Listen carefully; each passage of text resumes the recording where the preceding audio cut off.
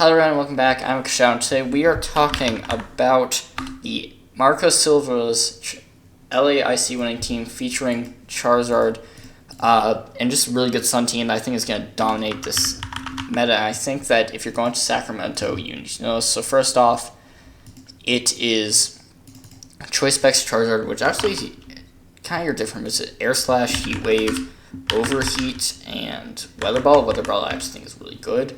And then you've also got Torkoal for Sun, but this Torkoal, it was a jetpack with the normal Overheat, but it also had Eruption, which you'll see why is important later than like your normal Helping Hand Protect.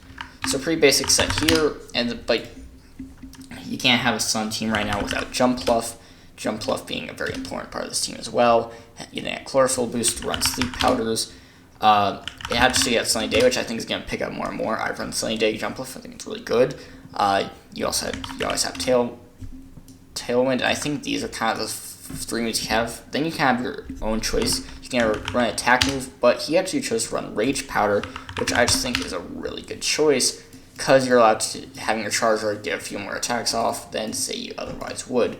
And then we're followed up with secondary mode of this team, which actually is a bit more Trick Room with Porygon 2 to just kind of be your secondary mode with, of course, Eviolite be bulky, slaying a Trick Room, and then just being really annoying. I'm pretty sure it was the normal set.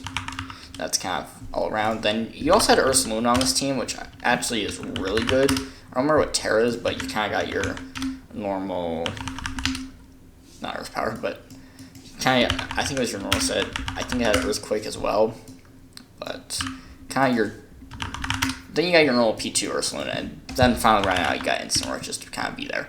But overall, this is your team, and this is actually a really solid team. And I think it's going to take over. First off, you got Charizard, just huge damage with Heat Wave.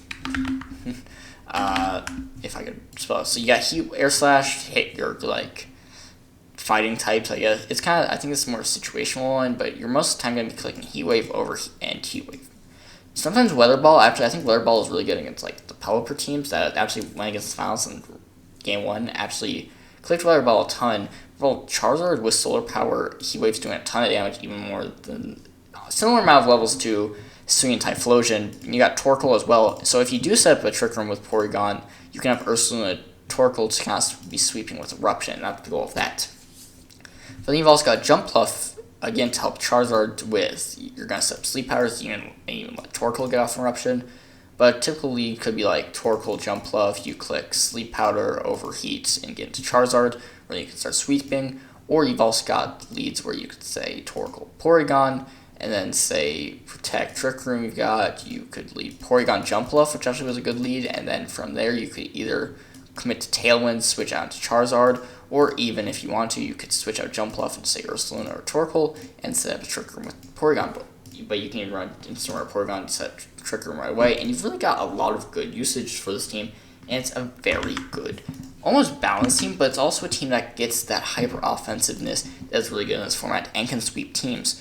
For example, the team game that balanced teams is not going to be doing great against, say, if Jump Pluff just puts a Sleep Powder and then, or even Rage Powder. Rage Powder is really good because another problem you see with these hyper offense team is Sucker Punches off King Gambit's is normal, because if King Gambit can set up and kind of Sucker Punch around the whole team. Having this redirection is actually really big because they keep your Torkoal away from Sucker Punches, extreme speeds, and just everything that you don't want to take from priority. So Rage Powder actually really helps you here. You can't fake it out.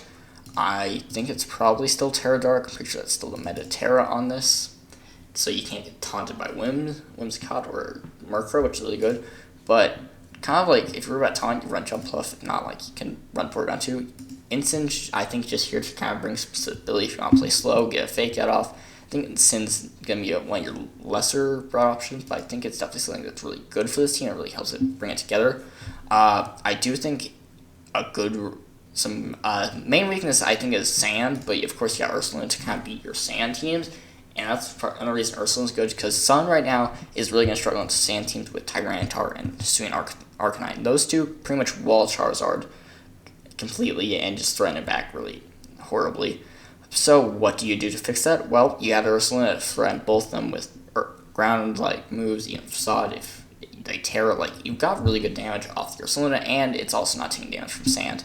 So overall, Ursaluna P2 really complements the Charizard's fast mode and Torkoal as well, making this team almost a really good team that gels together. And overall, I think this team is going to keep increasing usage, and it is definitely a team to watch out for at, say, Sacramento. But overall, thanks so much for watching. Please like and subscribe to the video, and I'll see you next time. Bye.